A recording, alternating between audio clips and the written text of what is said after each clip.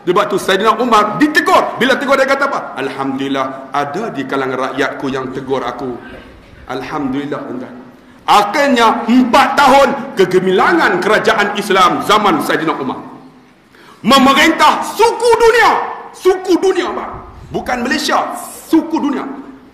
Pakai baju 2 helai. Naik kaldai. Tidur bawah pokok kurma kadang-kadang. Tiba-tiba datang seorang anak muda daripada Damsyik. Ainal Amirul Mukminin? Mana Saidina Umar? Lepas tu bawah pokok kurma dia tidur. La ilaha illallah. Ni kepala ni batang kurma. Yang ditebuk dia letak. Tengok-tengok, ya Allah amin mukminin. Batang kurma tidur. Allah, dia tak tanya lagi amin mukminin. Tak ada ke orang sedekah apa ke? Kan 26 bilion ke? Tak ada. Tak ada. Ni. Ya amin mukminin jaga. Ya amin mukminin, zuhudnya engkau tidur bawah pokok kurma, beralas batang kurma, tikarnya tikar daun kurma. Zuhudnya engkau wahai amin mukminin. Tetapi ada gubernur kamu di Damsyik nama Muawiyah bin Abi Sufyan. Bukan tidur bawah pokok kurma, ada banglo yang besar, istana. Bukan banglo yang besar, dia ada banyak pembantu-pembantu. Dia bukan naik kaldai, orang usung dia di atas ni pelenggak ni. Amir Mu'min kata apa? Sayyidina Umar, takkan Muawiyah nak buat macam ni? Dia antara banyak merawi hadis tuan-tuan. Muawiyah banyak rawi hadis. Termasuk Anas bin Malik, termasuk Abdullah bin Abbas, termasuk Abdullah bin Amru. Ni orang banyak rawi hadis. Termasuk Muawiyah. Takkan Muawiyah nak buat macam ni? Dia sahabat Nabi macam aku. Kata pemuda ni tak percaya Amir Mu'minin pi ya. Dia naik kaldai dengan pembantu dia 2 bulan sampai di Damsyik dalam sirah kata. Sampai Muawiyah orang tengah husung, pakai baju cantik ni, penuh dengan manik-manik kebesaran. Ni dengan bintang-bintang ni, Tan Sri, Datuk Sri, Tengku, apa semua ni penuh ni. Udahnya bintang jalan. Orang nak usung. Saidina Umar naik kaldai. Naik kaldai, Saidina Muawiyah tengok-tengok Saidina Umar. Ni, kelibat pun tahu dah. Pengawal Umar Al-Khattab, turun aku. Pengawal dia usah. Bukan kot. Umar Rojek tu. Umar Rojek tu Piramli. Umar Al-Khattab, turun. Amirul Mukminin mai. Dia bawa turun, dia lari balik. Lari pergi pakai baju biasa, naik kaldai, pergi jumpa Sayyidina Umar. Sampai Sayyidina Umar turun, dia turun. Ya Amirul Mukminin, la tas'alni. Jangan tanya aku. Umar kata nak tanya apa? Aku belum sempat lagi turun ni. Tadi kamu nampak aku pakai usung ni, pakai baju cantik, manik-manik kebesaran, bukan apa. Ada gubernur daripada Rom datang melawat. Aku nak tunjuk dekat dia, pemimpin Islam, gubernur Islam di Damsyik hebat, pakai baju hebat, orang usung dia. Apa kata Sayyidina Umar? Dia patah. Wahai Muawiyah, dunia ni nak buat apa buatlah. Tapi ingat, kamu akan ditanya oleh Allah di akhirat. Tuan-tuan, nak buat apa dunia ni buatlah. Nak halang orang nak ceramah buat. Saya balik baru ni daripada Rompin tuan-tuan. Satu masjid saya tak dibenar masuk. Saya kata saya bukan penceramah politik. InsyaAllah saya nak ceramah agama. Tak boleh masuk. Saya kata tak apa. Dia buat di pasar. Ceramah di pasar tuan-tuan. Pasar. Assalamualaikum warahmatullahi wabarakatuh. Jalan ceramah. Lain kali aku nak ceramah apa aku tak tahu. Mereka duk beli tuan-tuan. Sampai macam tu halang agama. Ni nak buat apa buat.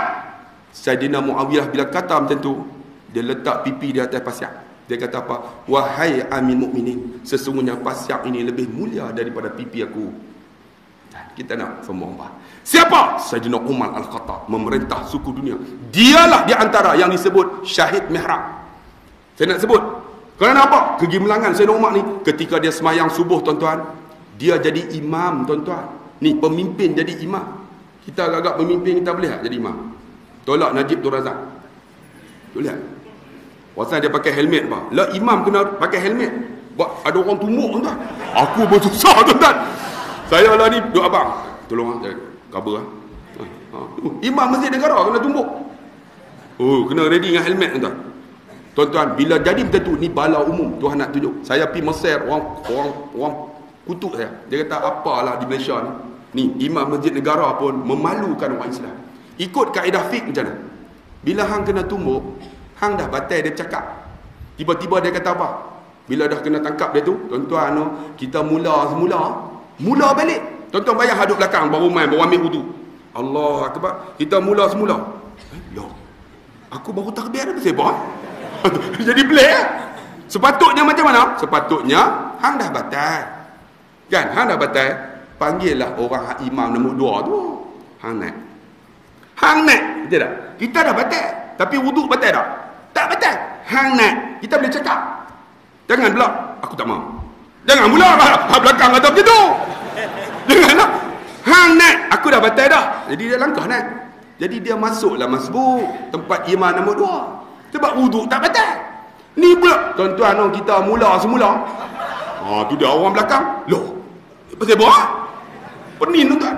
Kalau saya macam mana? Kalau saya dia tumbuk saya ambil mikrofon. Nah, hang sambung. Aku nak balon dulu. Betul tak? Kita dah batal semayang dah. Balon bobong. Okey, sambung. Wuduk tak batal. Kalau saya lah kan, kalau saya nasib tak jadi imam tu kan. Tidak bagus duduk tombol tu dia. Sebab tu ini tuan-tuan, bala Allah turun. Nak tunjuk tuan-tuan, sebab bila jadi macam tu seluruh dunia pakat tengok. Viral satu dunia. Allah kelemahannya Islam di Malaysia ni nampak ya Allah, imam besar tu jadi macam tu. Sebab tu tuan-tuan, kita yang kata gelak tawa, ini maruah kita tuan-tuan. Orang hina saya pergi Mesir, apa dia kata? Imam macam ni lah. Masjid negara bukan imam Taman Beruda. Taman Beruda tak apa, nak buat macam apa, orang tak ada. Masjid negara tu viral. Pam kena. Dia cakap kan. Lepas tu orang tangkap dia. Lepas tu tuan-tuan kita mula semula dia tuan-tuan. Orang pening habis. Cuba bayang kalau rakaat kedua. Tu masjid rakaat pertama. Rakaat kedua orang mula semula orang. Ya. Senang cerita. Pernah berlaku tuan-tuan di Kulim saya cerita. Ada seorang ustaz, dia mengajak Muniyatul Musalli. Ni dia mengajak 3 tahun. Tapi kalau kita tak mengaji, tak tahu tuan-tuan. Berlaku baru tahu. Satu pagi ni dia jadi imam. Rakaat yang pertama dia terkentut. Sujud, perut terkentut. Bukan perut, dia lepas pelan-pelan. Ni dalam ni pun ada. Tuan-tuan tengok lagi, siapa bangkit tu kentut lah tu. Dia ni lepas pelan-pelan. Lepas tu dia bangkit, tu jenis kentut lah tu. Kentut ataupun penyokong tegar. Tengok. Mana bangun tu dah lah, tu dia lah tuan-tuan. Ni dia terkentut. Bila terkentut, aku batal dah. Dia ambil mikrofon ni, tak atas tikar je dah. Jadi dia bangun lah. Bila bangun, tuan-tuan, mereka tu duduk sujud lagi. Rakaat pertama. Jadi dia kata, kalau aku tinggal sekejap lagi, mampus mereka ni. Allahu Akbar. Mereka pun angkat. Angkat, tengok-tengok, imam duduk diri, tak lalu kot mereka. Macam mana kan? Semua dah gelabah dah. Jadi dia kata, hak depan ni duduk mengaji dengan dia 3 tahun dah. Mesti boleh Jadi dia pun tak mikrofon. Hang jadi imam. Dia habah itulah yang 3 tahun duduk mengaji tu. Kawan tu. Tahu dia buat macam mana? Merangkak. Naik atas tikar sejadah, ambil, sangkut. Tak. Allahu Akbar. Ustaz ni kata, hang duk mengaji ni, Muniyatul Musalli, boleh bergerak 3 rukun fi'li kan? 3 rukunnya. Kalau lebih batal mau. Betul? Tu buat je dah. Lingkup habis tuan-tuan. Sebab tu tuan-tuan, ini di antara bala-bala umum apabila pemimpin lupa Allah Subhanahu Wa Taala. Tuan-tuan tengok zaman Sayyidina Umar, dia memerintah jadi imam. Imam ni boleh baca khutbah. Alhamdulillah. Ni tuan-tuan tahu ketua polis Pulau Pinang. Nama Datuk Wan Rahim. Dia mengaji di Pasir Tumbuh tuan-tuan.